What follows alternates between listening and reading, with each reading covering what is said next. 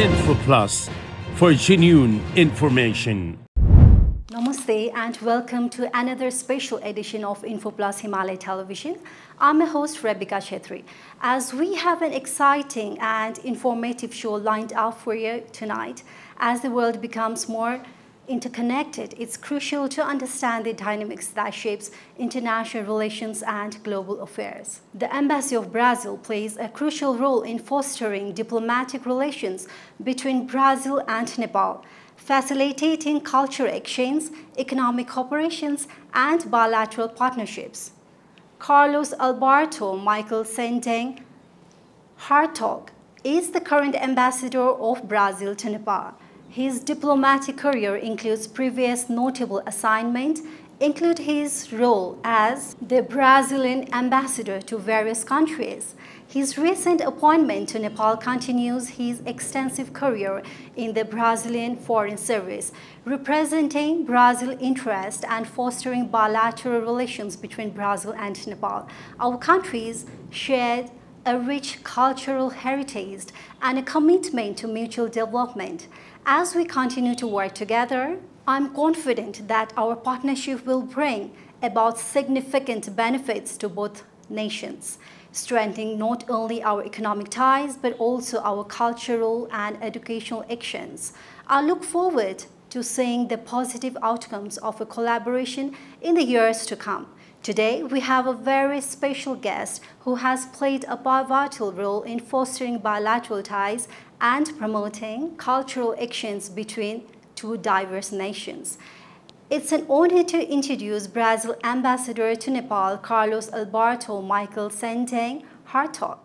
Info Plus for genuine information. Your Excellency, welcome to the show Info Plus Himalayan Television. And I would like to start the conversation with what has been your most memorable experience as an ambassador to Nepal since 2021? Namaste.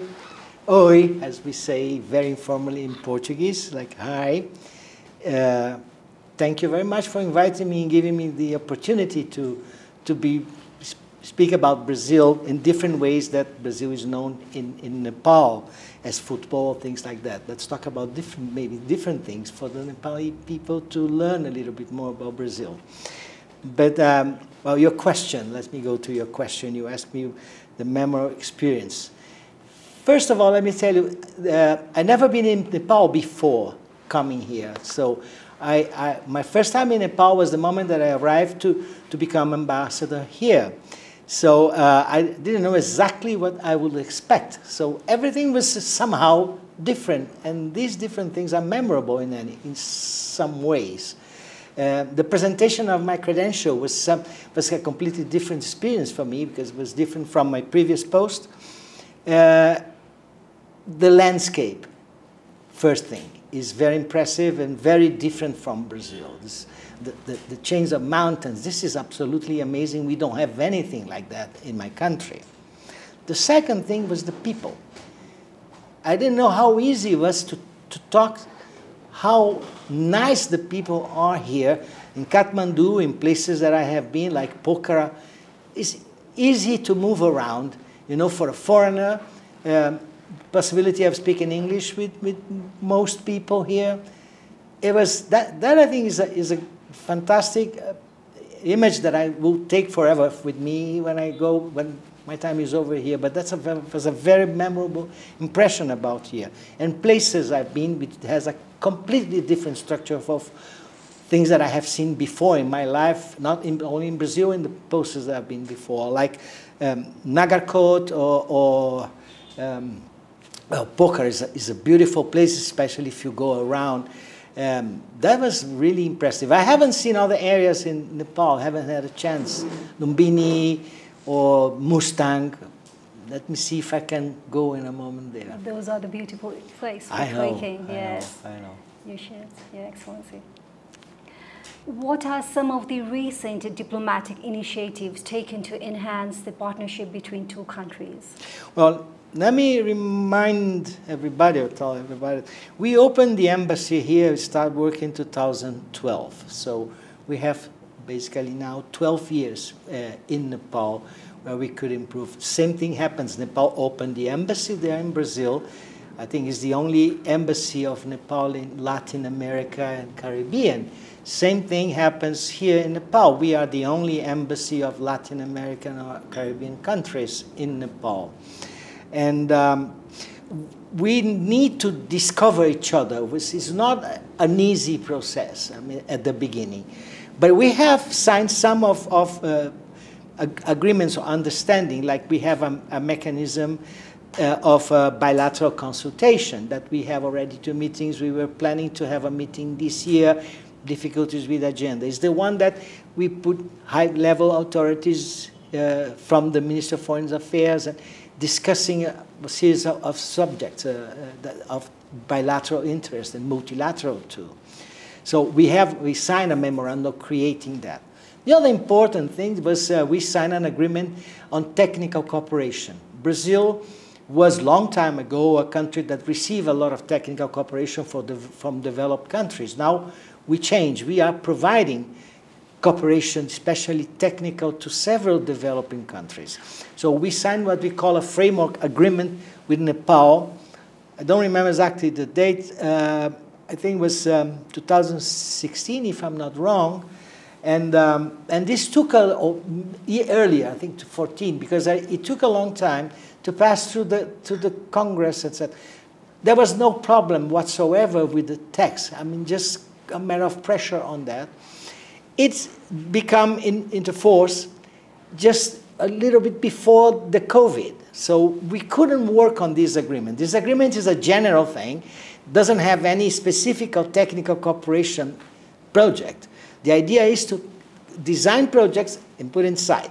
We just finished now, we had a meeting, we agreed, thanks to the work of the ambassador also of Nepal in Brazil and the embassy here, we finally got an idea of project, agreed with the Nepalese side, to help them in the dairy sector, the whole chain.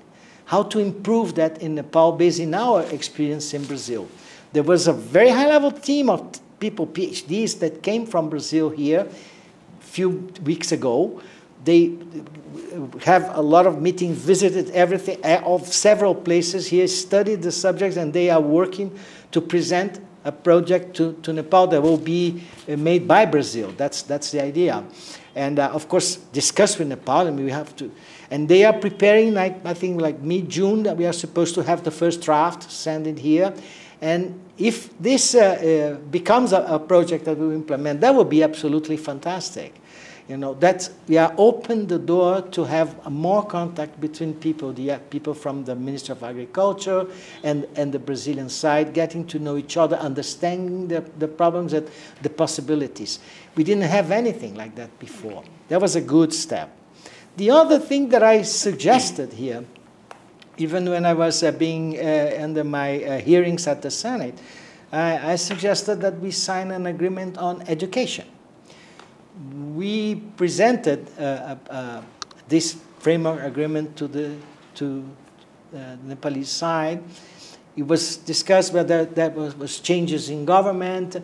And I think that the project is already finished, and we are waiting for a time to get together and sign it.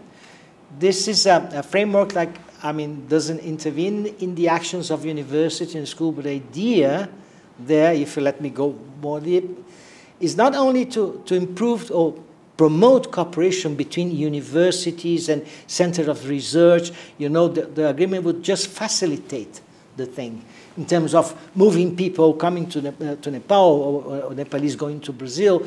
They will just help without interfering in the objectives of the universities. They are, I think, in Nepal, like in Brazil, most of them, maybe when they are governmental, they are independent. They could have their own agenda in terms of cooperation, etc. And the idea of the agreement is not interfering on this.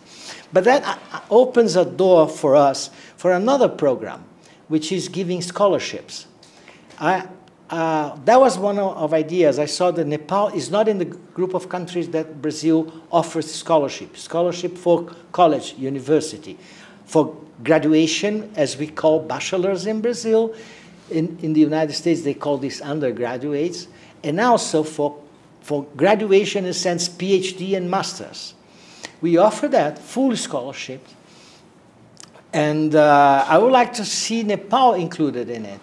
I had an amazing experience in my previous post with that, with students that went to Brazil, graduate, came back as professionals, you know, working in their country, and knowing Brazil and knowing how much we could cooperate on that, because then they have an idea of what we offer, which is far more than football and carnival. The number of Brazilian tourists visiting Nepal is low as compared to other G20 members, but there is a vast travel from Brazil in Nepal in terms of adventure tourism. Your Excellency, what is your opinion on that?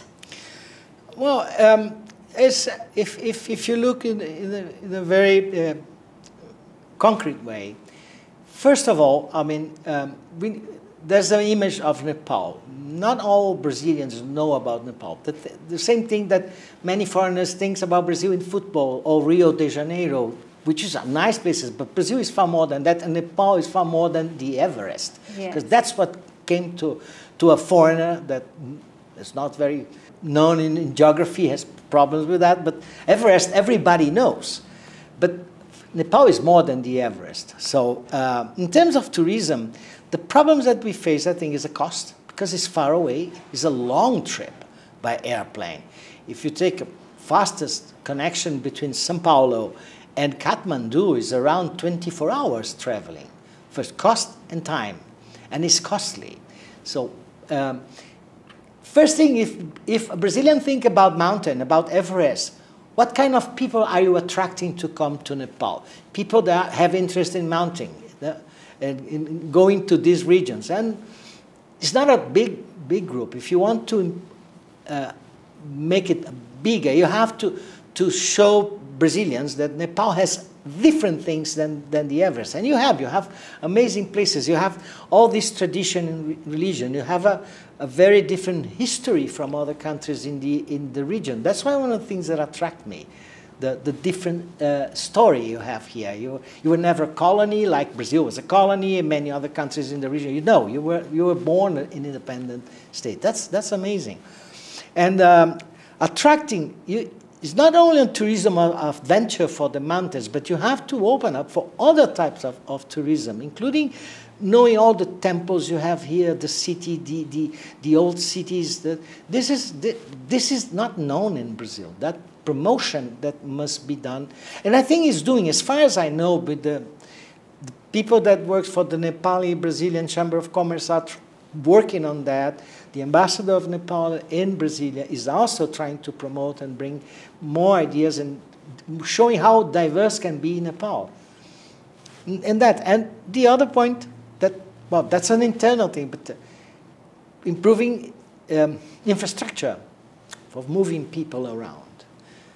That will be, the more you improve the infrastructure of people for traveling inside Nepal, more tourists you will have. I'm sure about that. As Brazil is said to have world's largest hydropower potential, both the countries may experience an expertise acquired by Brazil in harnessing water resources.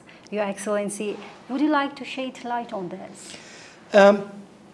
Well, I know that in the past, before COVID, some time ago, there was someone from Brazil here for a certain period of time, representing a consortium, a group of Brazilian companies that were building hydroelectric plants in other countries, engineering, etc. They were exploring the market.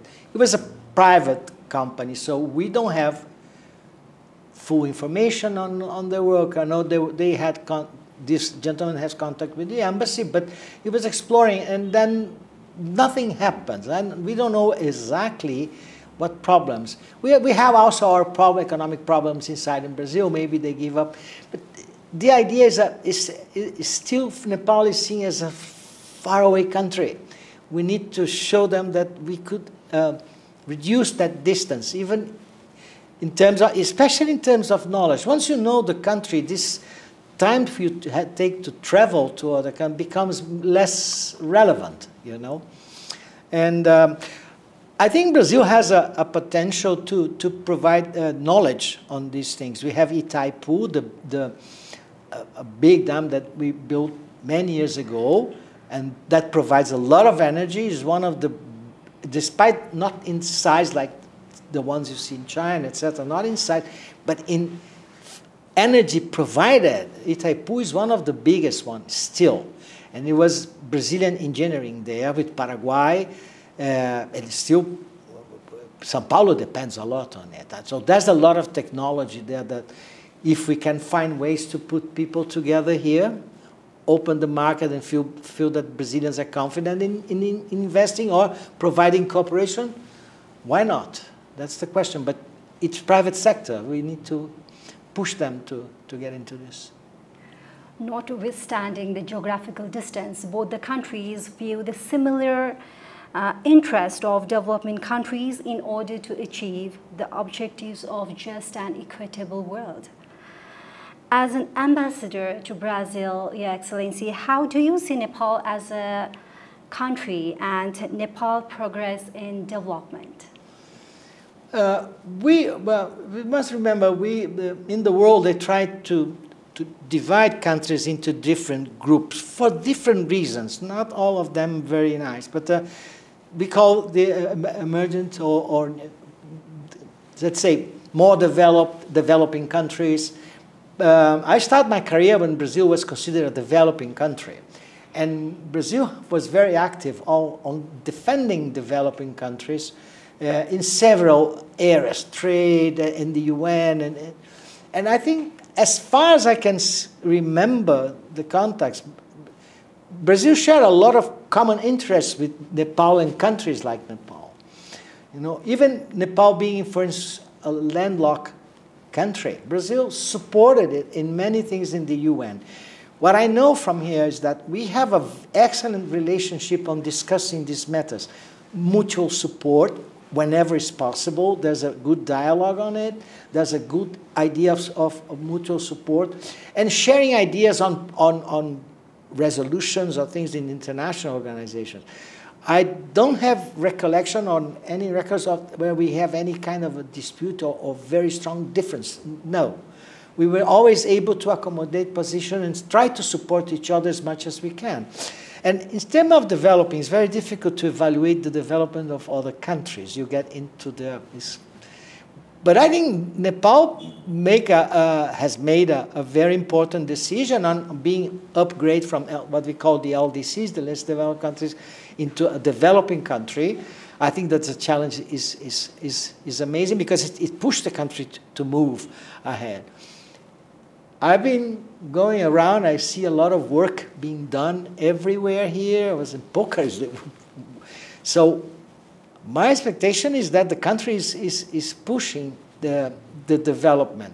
There's all of the social part, income distribution. That's a problem from everybody. So it's very difficult even to give an opinion on that because everybody has a problem on this. It's not an easy thing. But as far as the things I can see here in Nepal, I think the country is moving ahead. Nepal had recently organized an investment summit and had welcomed foreign investors in Nepal. How does Brazil help to promote as an investment-friendly country? Well, I was at the opening of the meeting of this investment summit.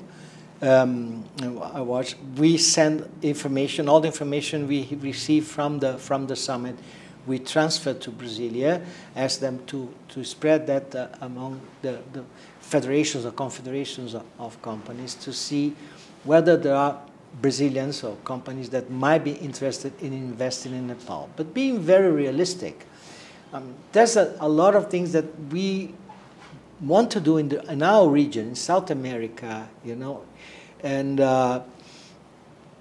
coming to that region is not Nepal itself, to Asia, to have investments here is kind of a challenge for Brazilians.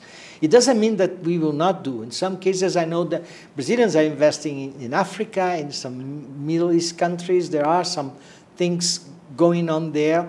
here is, in my opinion, still a region to be discovered.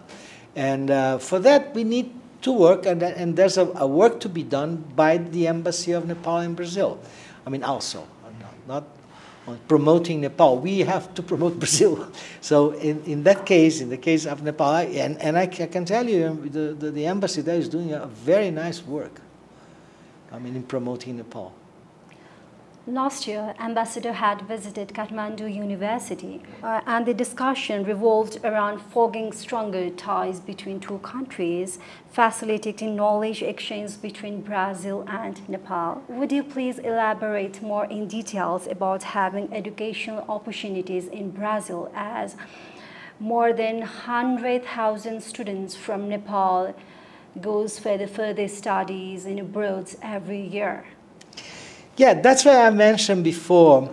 That's why the idea that we had in Brazil to celebrate a framework agreement on education with Nepal. That was the idea. And when I went to the Kathmandu University, it was to talk about it. The project is in the hands of Nepali side. I know that I have a verbally that they are okay with the text. We are just waiting for an opportunity to get together and see whether we sign it. The idea was to sign while we had this meeting of, as I mentioned before, this mechanism of bilateral consultations. So the idea when they came, the authorities, we could sign this agreement on education. The idea there is, as I told you, this is a precondition for Brazil to open the scholarships of Brazil to Nepal. Without this agreement, Nepal is not in our list. And in the countries that I was ambassador previously, we have more than 100 students that went to Brazil. They succeeded, despite the language, the programming evolves. For instance, at the beginning, the first year, the student will be in a college, whatever the scholarship we offer, they accepted, suppose medicine. But the first year, the only thing he's going to do is study Portuguese, learn Portuguese. Because he has to take an exam at the end of the time that if he learns very fast, he can do it, accelerate the time for doing the exam. It's like the TOEFL you do for the US, for American universities. You have to do the TOEFL, this exam, to be approved in any university in the United States. So, because then you are considered fluent enough to follow any course in a college. All the time, from Monday to Friday, and you are living with a lot of Brazilians because you stay in the college that speak Portuguese. They don't speak Nepali. Not most of them speak English fluently, so Portuguese will be the language. In this country, the country that I was before, all of them succeeded. All the students, there was not a single failure. And they are studying in Brazil in different places, in Sao Paulo, Rio Grande do Sul, or the Northeast, depending on the university, what they offer, and what the area that the student wanted to do. Once we sign it, I will start here to get in touch with high schools, because high schools are the ones that provide the students for college. So I will start my research on the best high schools in Kathmandu, in Nepal. So when we present students to the Brazilian side, because there's a commission, the decision is not a decision by a person. There's a commission in Brazil that decides to whom they're going to present the scholarship. Because there's a lot of countries involved, the African countries, Latin American countries, Asian countries, and now let's see if we can include Nepal. But that was my conversation with the university, and the agreement itself. That has not to do with the scholarship, but has to do with putting the universities together and facilitating the areas. Suppose Nepal wants research on hydroelectric power.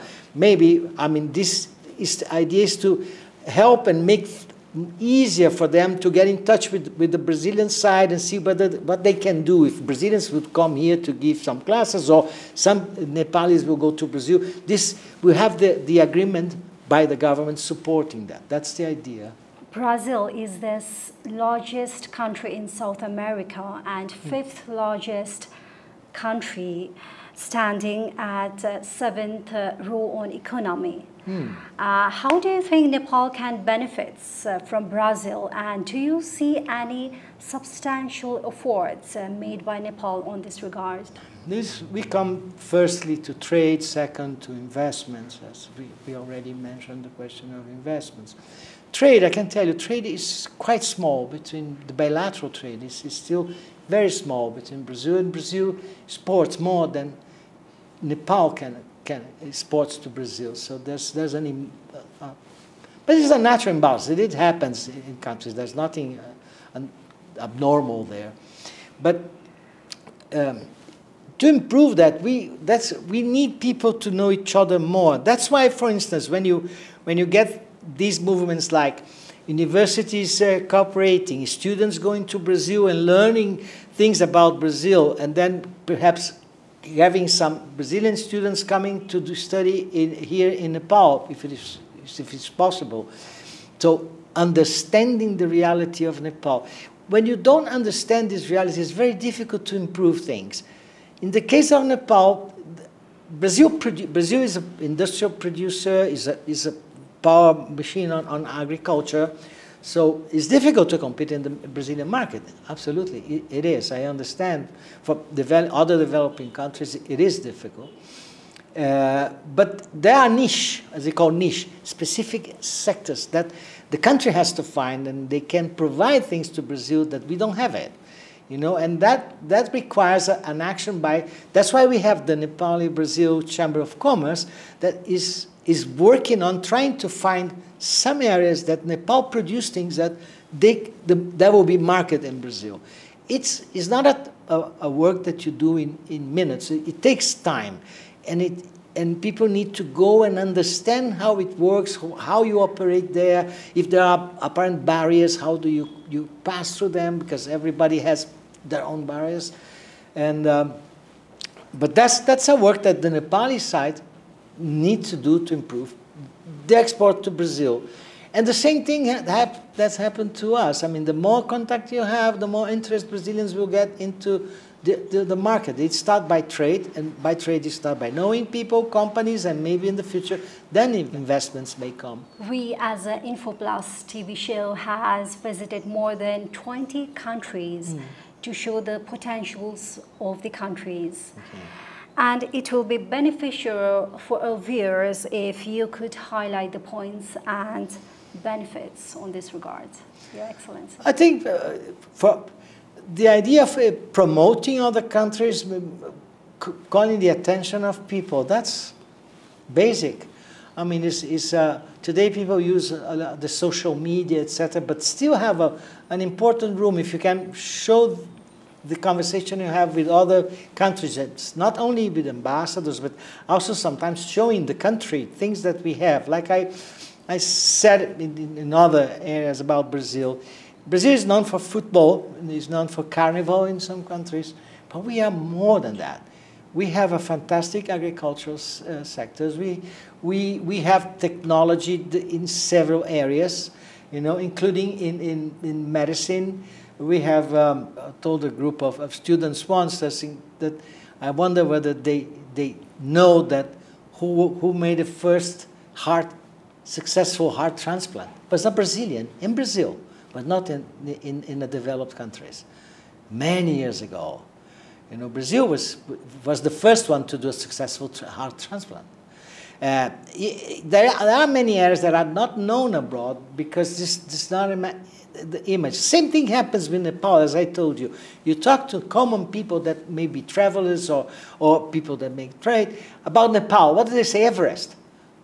But even when you say Annapurna, not everybody knows. But that is a kind of promotion you have to say, and then show your country there. If you have a TV program that can show that, not only to Nepali people, but also abroad, that can be using the social media, that's a good thing, good start.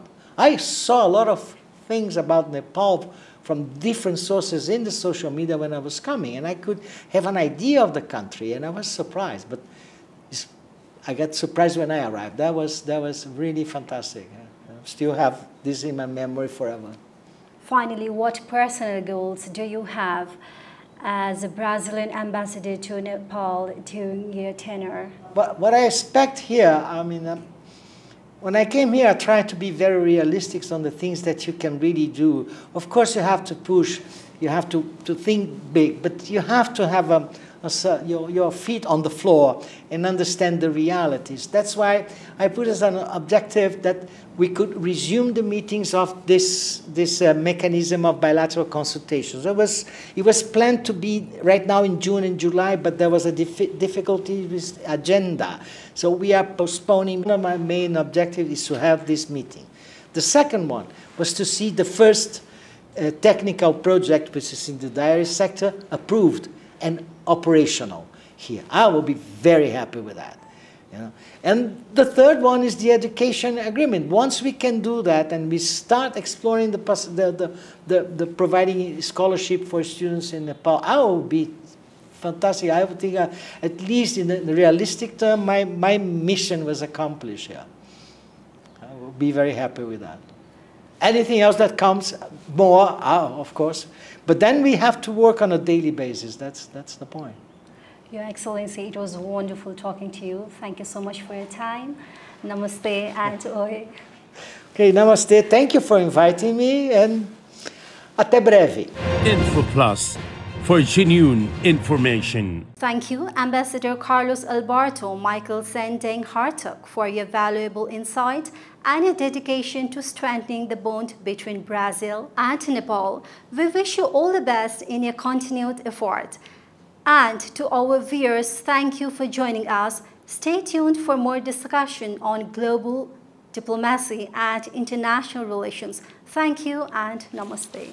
InfoPlus, for genuine information.